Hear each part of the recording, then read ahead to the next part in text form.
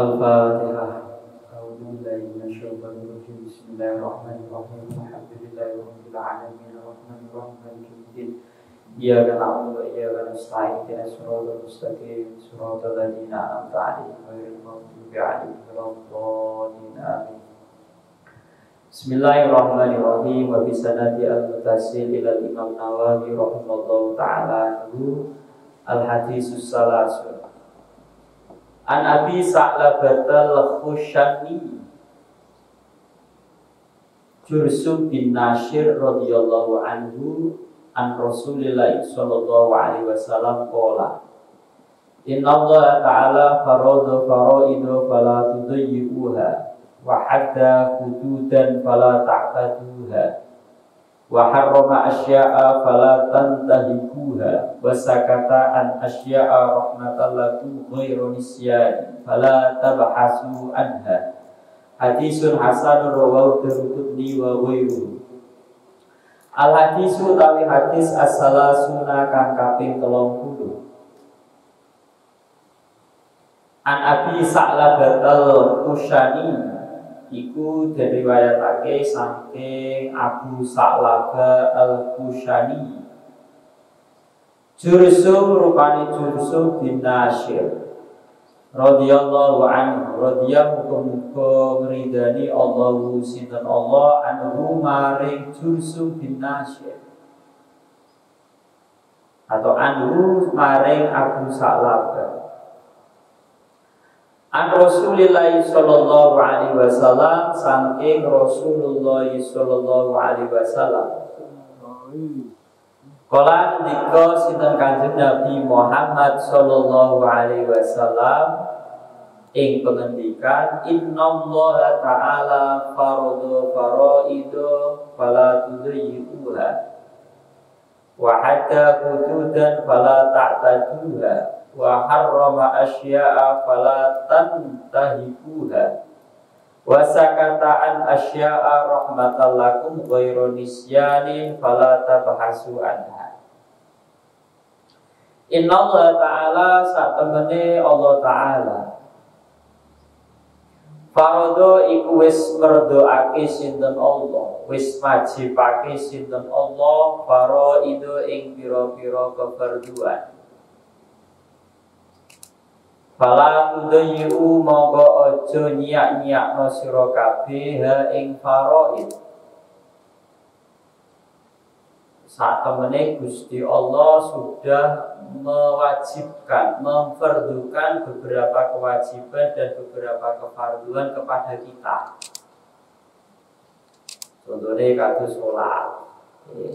Awake dhewe kuwi diwajibaken sedina suwingi salat 5 waktu. Contohnya malih zakat. Wong sing padha memenuhi syarat wajib ngetokake zakat, dia punya kewajiban mengeluarkan zakat atas nama dirinya atau atas nama hartanya. Kados puasa, kita juga diwajibkan dalam 1 tahun wajib mengerjakan puasa pada bulan Ramadan.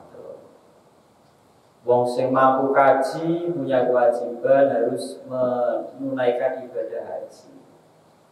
Jadi kita diberi kewajiban, diberi kefarduan untuk mengerjakan apapun yang memang menjadi kewajiban kita, menjadi kefarduan kita. Kalau tudayyuha maka jangan pernah mencoba untuk menyia-nyiakan kewajiban itu.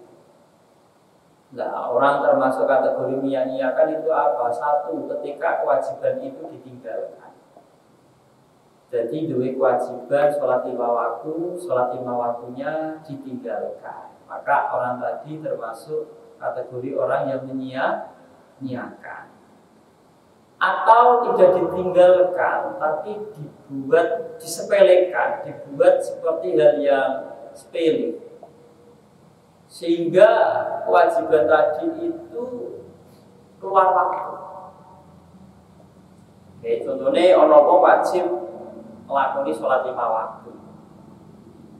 Jadi kewajiban sholat 5 waktu ini dianggap sepele, disepelekan sehingga ditunda-tunda tertunda dan pada akhirnya sampai keluar waktu. Jadi orang bisa termasuk kategori menyia-nyiakan kefarduan. Satu, dengan cara meninggalkan kefarduan itu. Dua, dengan cara mengakhirkannya sampai keluar waktu. Makanya awal itu jangan sampai menyia-nyiakan kewajiban atau kefarduan. Nah, fardu sama wajib itu menurut mayoritas ulama dua hal yang sama, hanya berbeda lafalnya saja. Ya, fardu sama wajib sama kecuali dalam bab haji. Kalau dalam bab haji fardu sama wajib beda. Kalau dalam bab haji sesuatu yang fardu itu sesuatu yang harus ditunaikan dan tidak bisa digantikan dengan dam.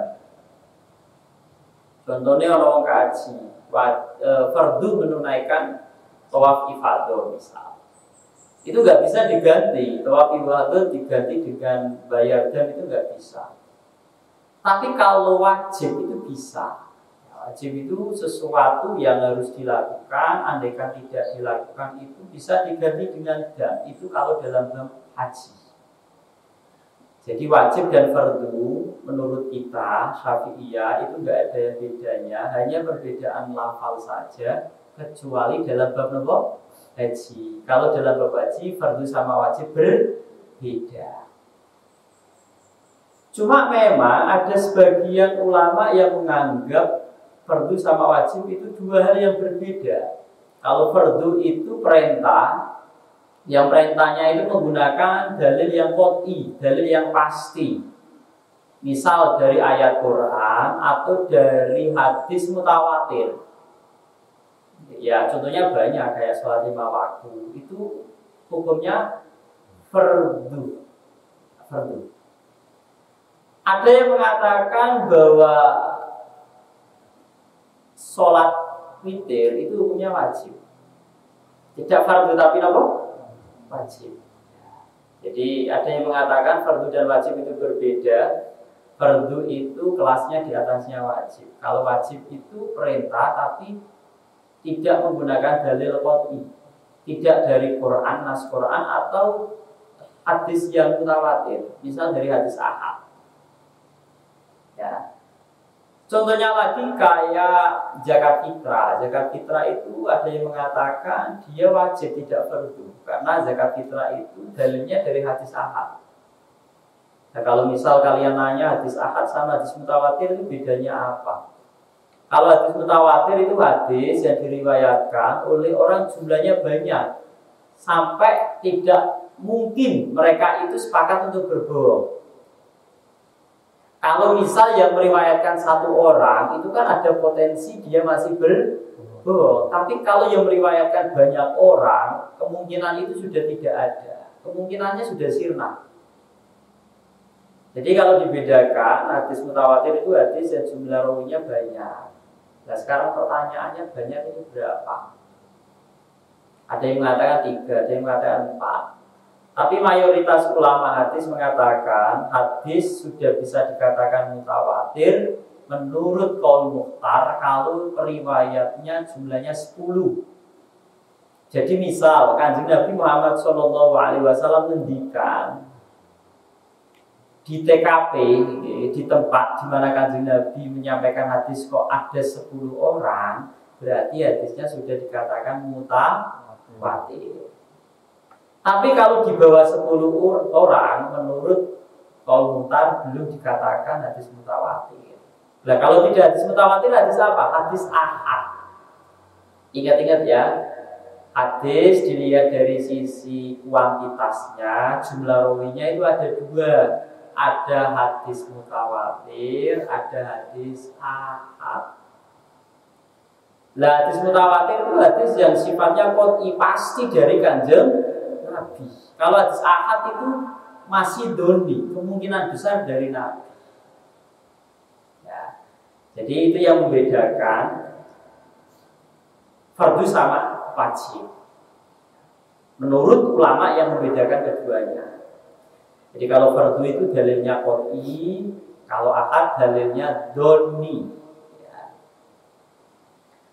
Wahada hududan fala ta'taduha. Pokoknya kewajiban-kewajiban yang dibebankan kepada kita itu jangan sampai tersia-siakan. Tersia-siakan itu bagaimana? Tadi satu, dengan cara tidak menjalankannya. Dua, dengan cara menjalankannya tapi disepelekan sampai keluar waktu. Jadi ojo sampai kita itu dibebani sholat 5 waktu, terus saking santainya kita tunda-tunda sampai keluar waktu. Kalau sudah keluar waktu, berarti kita termasuk kategori orang yang menyia-nyiakan keperluan tadi.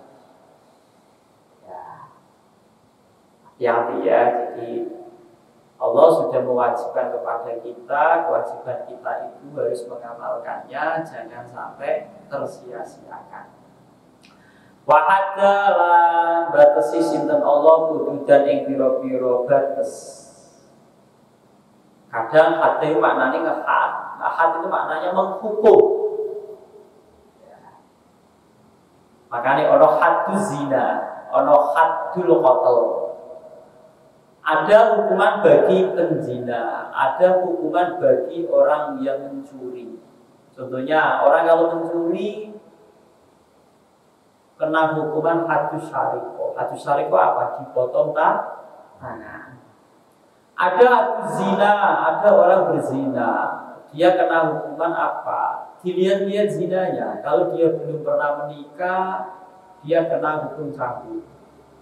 Kalau dia sudah pernah merasakan dalam ikatan pernikahan yang sah, berarti dia kena hukum rojam. Rajam itu dilempari batu sampai mati. Contoh lagi kayak haddu syurbil khamr, hadnya orang yang minum minuman khamr. Itu kalau Kanjeng Nabi Muhammad SAW mengatakan bahwa haddu syurbil khamr adalah dicambuk 40 kali, arba'ina jaldatan, dicambuk 40 kali. Zamannya Umar itu pernah ada kejadian, ada orang minum khamr itu dicambuk nyampe 80 kali. Lah kenapa kok tidak 40 kali? Karena saking maraknya peminum khamr pada eranya Umar. Sehingga kalau dicambuknya 40 kali itu tidak kapok. Jadi untuk bikin jera mereka, Sayyidina Umar akhirnya istihad, jangan hanya 40 kali cambukan, 80.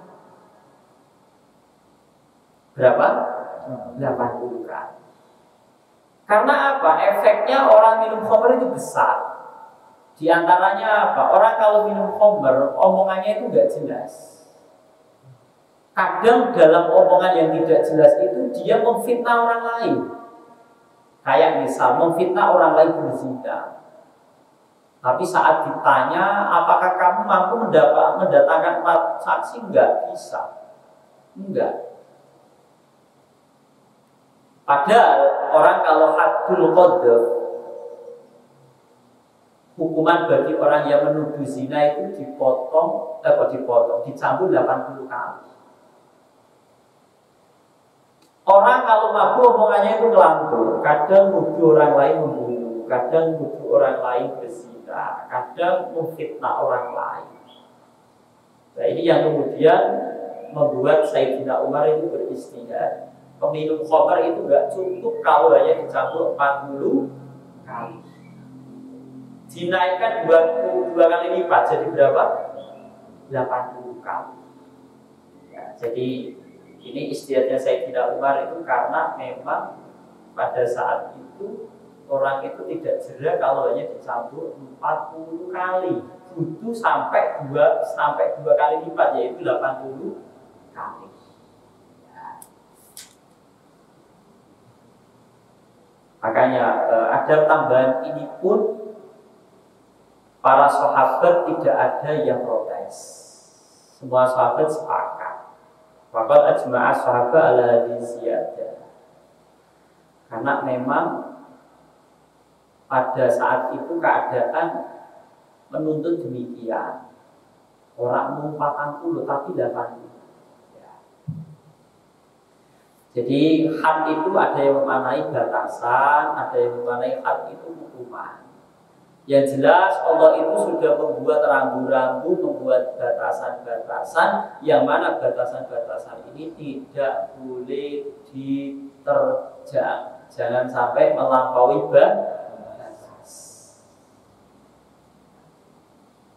Karena ini kalian kok mengaku jadi hambanya Allah, kecukupan senang nerjang keharaman, kecukupan senang nerjang batasan-batasan yang sudah dibuat oleh Allah. Ittaqil maharima takun ahbadan nas. Pokoknya doi keharaman-keharaman itu agar kalian itu bisa menjadi benar-benar hambanya Allah. Saiki kuwi termasuk tirakati santri. Santri iki koyo-koyo tirakate wis zaman akhir iku ninggalaken maksiat. Kon pose iku abot. Kon wiridan abot.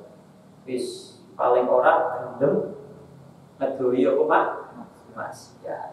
Ya, jadi wong santri nek wis gelem ninggalaken maksiat, ngedoi keharaman iku wis stop. Jos wong. Saking banyaknya maksiat pada era sekarang. Ini dulu banyak, cuma sekarang itu macam-macam.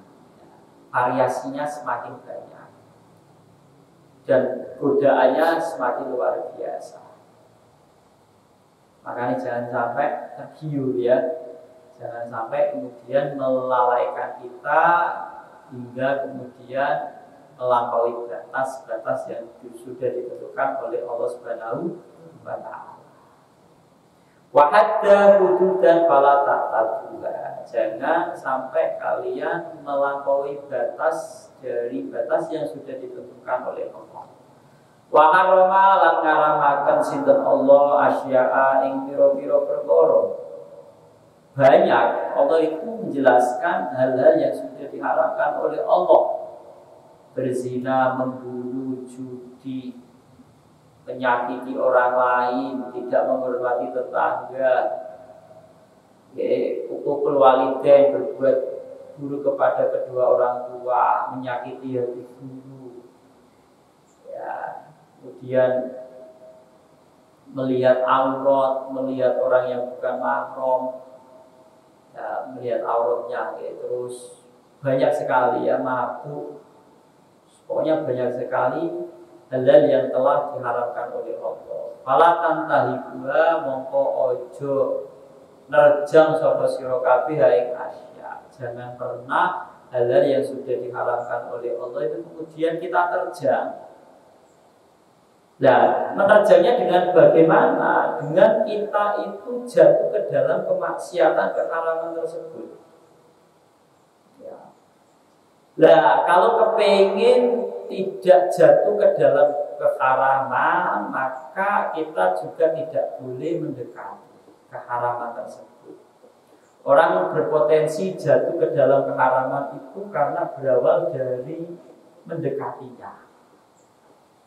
Makanya dalam keharaman zina itu Allah meredaksikan wala taqrabuz zina. Jangan kalian mendekat-dekati zina. Kalau mendekati saja nggak boleh, apalagi zina. Jadi mukadimahnya nggak boleh, apalagi sampai zina. Judi pun demikian ya. Judi itu haram. Jadi jangan terus mencoba mendekat-dekati orang yang judi.